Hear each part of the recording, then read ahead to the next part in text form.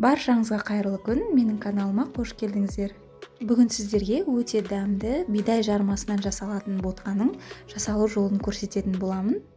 Видеоны соңына дейін көріңіздер. Ол үшін бізге осындай бидайдың ұсақталған жармасы қажет болады.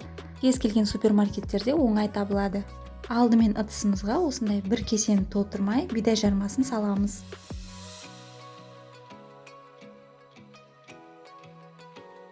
Жармамызды жақсылап 2-3 қайтара жуып аламыз.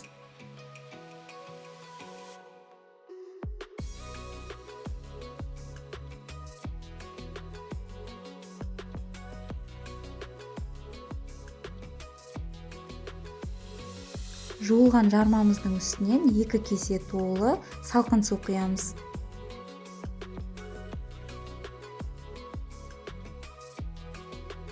Оттың астын жағып, жармамыздың үстіне жарты шай қасықтай тұз салып жібереміз. Ботқа қайнағаннан кейін оттың астын өте баяу етіп қоямыз. Бетін толық жаппаймыз, осылай қиялатып қоямыз. Ботқаны баяу отта 15 минут қайнатамыз. Біздің ботқамыз 15 минут қайнағаннан кейін осылай суы тартыла бастайды. Асты жабысып қалмас үшін қасықпен араластырып жібереміз.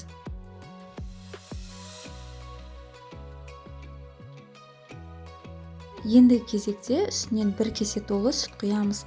Газдың астын кішкене үлкейтеміз.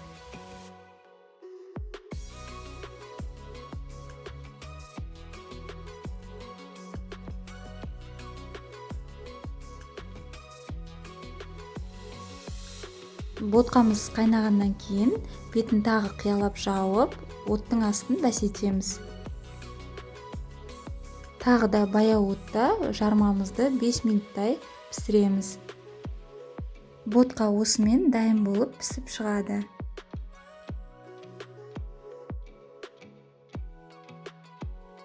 Көріп тұрғандарыңыздай, біздің ботқамыз сүтті өзінің бойына тартып, әдемі болып қоюланып пісіп шықты.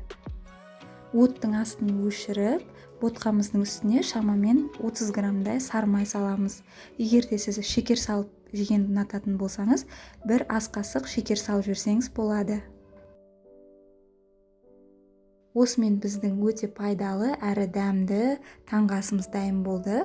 Ботқаны дастарханға ұсына берсеңіз болады. Сіздерге және балаларыңызға ұнайды деген ойдамын. Міндетті түрде дайындап көріңіздер. Видео ұнаған болса, парақшама тіркеліп кетіңіздер. Алда тағы рецепттер болады. Сіздермен болған Нұрзина.